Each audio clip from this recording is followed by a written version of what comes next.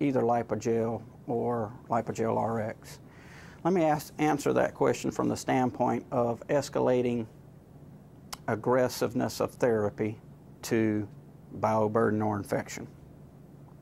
And effectively, the more aggressive the bacteria are being, the more, in alignment with that, we're going to become more aggressive with our therapies. So foundational, the first thing that we do for bioburden, bar none, is just debridement. We brush our teeth. It's that simple. Every study that's ever been done, weekly debridement and sharps is the most effective. And at least in one study, randomized clinical trial, it had an impact of 4 times the healing rates the physicians or the clinical sites that did debridement weekly with sharps versus I think it was once every 4 visits, okay? 4 times the healing rates, okay? So debridement is foundational.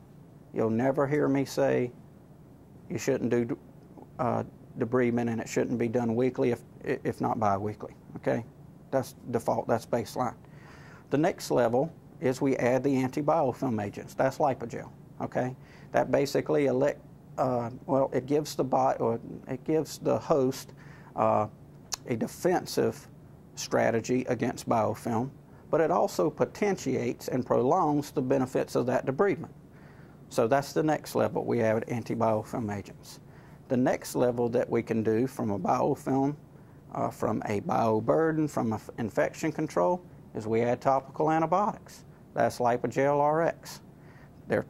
Provided that they're guided by DNA, so we've got the right antibiotics. It's targeted, it's concentrated, sustained release, down the list, all the advantages I gave you. There's nothing more effective than topical antibiotics for controlling bioburden in a wound.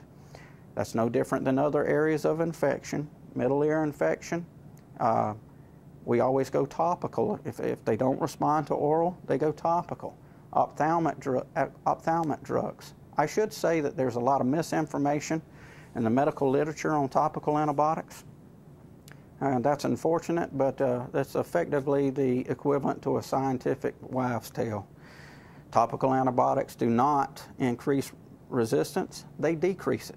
Every study that's ever been done say they decrease it. I mean, when you think about it, how do you really get resistance to antibiotics? You expose bacteria to subtherapeutic doses, okay?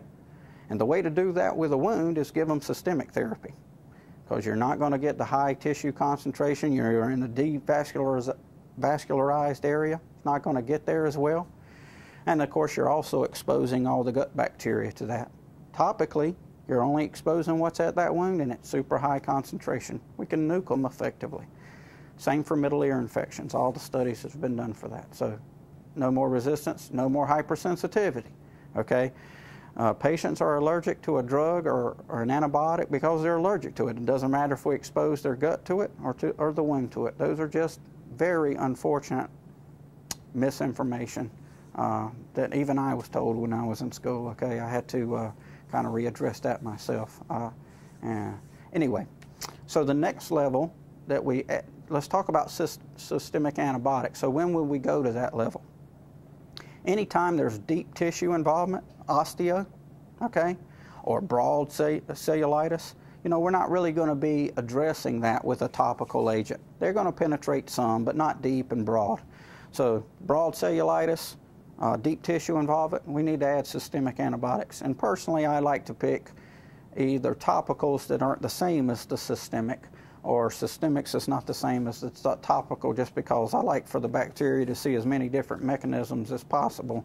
They're trying to adjust to the stresses we're putting on them. So if I'm combining systemic and topical, I'm not going to give them, vancomycin topical and vancomycin systemically. Okay, so that's just my own personal aspect. Also, topical antibiotics have far lower toxicity. There's usually less topical antibiotic in an entire month's supply of topical gel than just one IV dose. So it's very safe. The next level, we could add a biocide to that. So we could take a silver dressing, put our antibiotic gels on the front side, that goes into the wound bed, and when we do that, we basically add a biocide to that. You could do the same thing with hydroferroblue. When do we do that? Patients in jeopardy of losing the limb. I mean, if they're in jeopardy of losing the limb, we pull out of the stops, okay? We hit them with everything we can until we can get that bioburden under control. Once it's under control, we pull them off in the same order. The first thing we're going to remove is the biocide, because biocides are not selective. They go after the host cells as well, okay? So that's the first thing we're going to take off to get rid of that cytotoxicity. The next thing we're going to take off is the systemic antibiotic, because it does give us advantages in the periphery and the deep tissue and the diffuse areas, but it's not any more potent for the topical. It's not even remotely close to topical potency at the wound bed.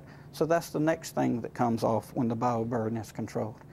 And then now we're to the point where we don't have, if you're going to remove something, we could remove the topical antibiotics, or you can just take it to closure, okay, as a defensive mechanism to make sure these bacteria don't come back.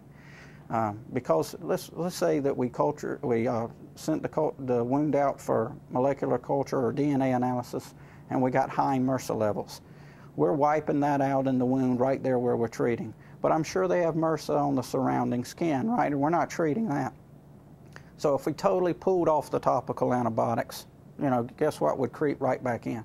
So so it's perfectly fine to continue that on till closure, but you also have the option of pulling off the topical antibiotics if you want to once that's under control, and then just go with antibiofilm agents after that. So they ramp up and they come back down in the same order. Debridement, always foundational, never take that away. Antibiofilm agents in combination with topical antibiotics, then you can combine systemic, then you can add biocides if you like, and we take them off in the reverse order.